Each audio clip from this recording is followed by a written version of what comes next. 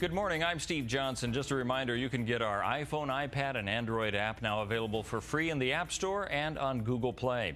theDove also available on Roku as well. In the news today, weeping relatives filled a mosque-turned-morgue near a gutted sit-in camp as thousands of Muslim Brotherhood supporters took to the streets for an answer for the call for the Day of Rage in Egypt.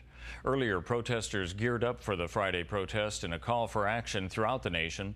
Today, protesters streamed out of mosques after Friday prayers in defiance of the military-imposed state of emergency.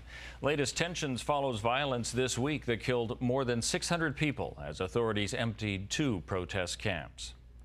U.S. education officials say 3 states, including Oregon, have not fulfilled their promises to bring their teachers and principal evaluation systems up to federal standards. But Washington, Oregon, and Kansas will have 1 extra year to finish the work. The new teacher evaluation systems were part of the requirements for waivers from the federal education law known as No Child Left Behind.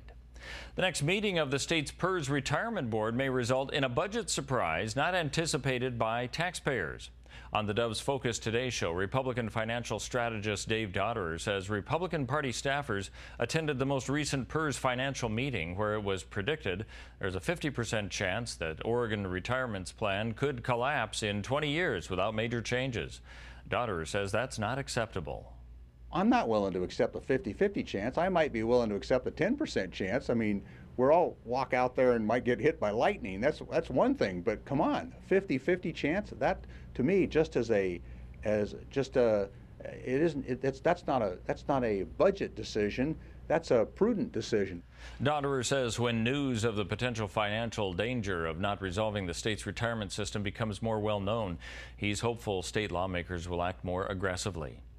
Researchers flying over western wildfires to sample the thick smoke they emit to study the role in cloud formation and climate.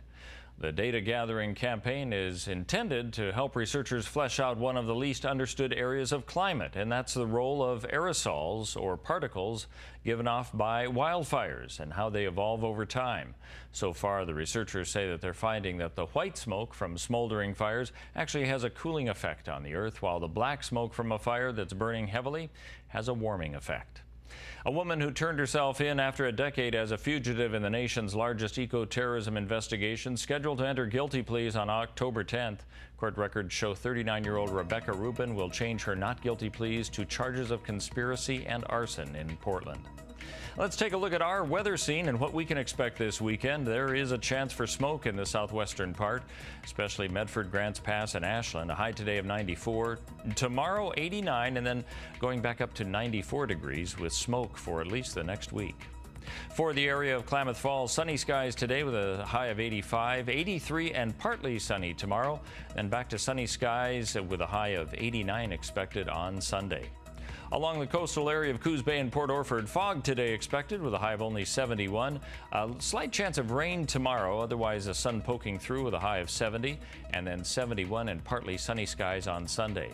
And for the Wairika area, smoke again for about the next week. A high of 92 today, 91 tomorrow, and 95 degrees expected on Sunday, lows in the upper 50s. That's a look at news and weather. You're up to date on theDove.